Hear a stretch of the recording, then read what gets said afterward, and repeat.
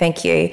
First of all, I apologise for not being able to make this statement alongside the Minister for Police and the Shadow Minister this morning.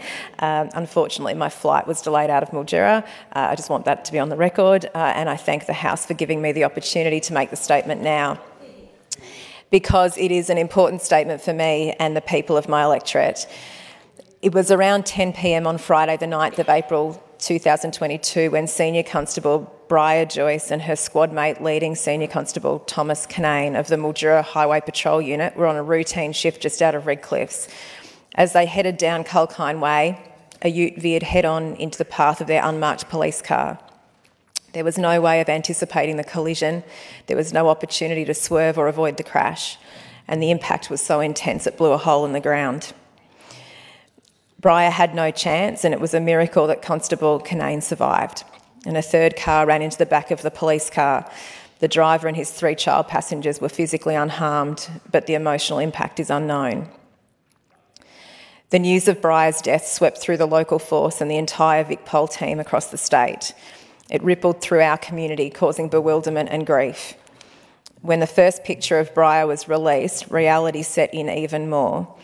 The image of Bria in her police uniform, the day she graduated from the academy, was quite literally a picture of pride, accomplishment, and a future wide open with potential and possibility. And in an instant, she was gone. In the line of duty, she was gone, with no chance for anyone to say goodbye.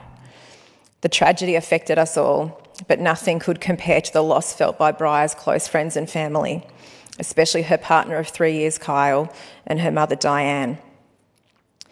Adding to the tragedy, the fact that Bria was an only child.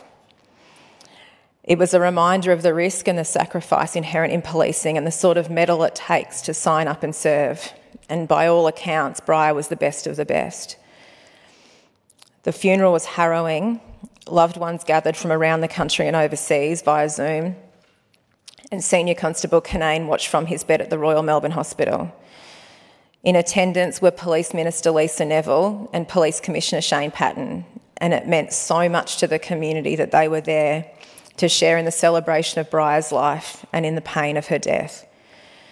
Following the spectacular Guard of Honour, which stretched far into the distance from the Mildura Catholic Church towards Walnut Avenue, I walked over to pay my condolences to Mildura Police Superintendent Beck Olsen.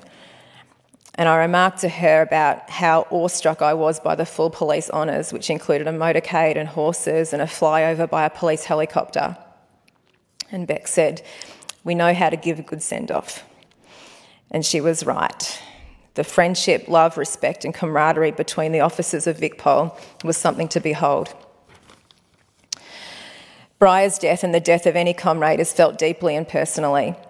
And I can only hope that it is a comfort to VicPol, the Mildura Police Station, Bria's mum, her partner Kyle, and her very many friends and loved ones that her death was felt deeply and personally by the broader community too. Our thoughts are with Beck Olsen and her team at Mildura as they continue to process the loss. And only a few minutes ago I received a text from Beck informing me that Kyle, Bria's partner, is taking her ashes home to Tamworth right now as I'm speaking. We wish leading Senior Constable Kinane all the best with his recovery. And Bria, if you're listening, thank you for your service on behalf of a very grateful community. Thank you.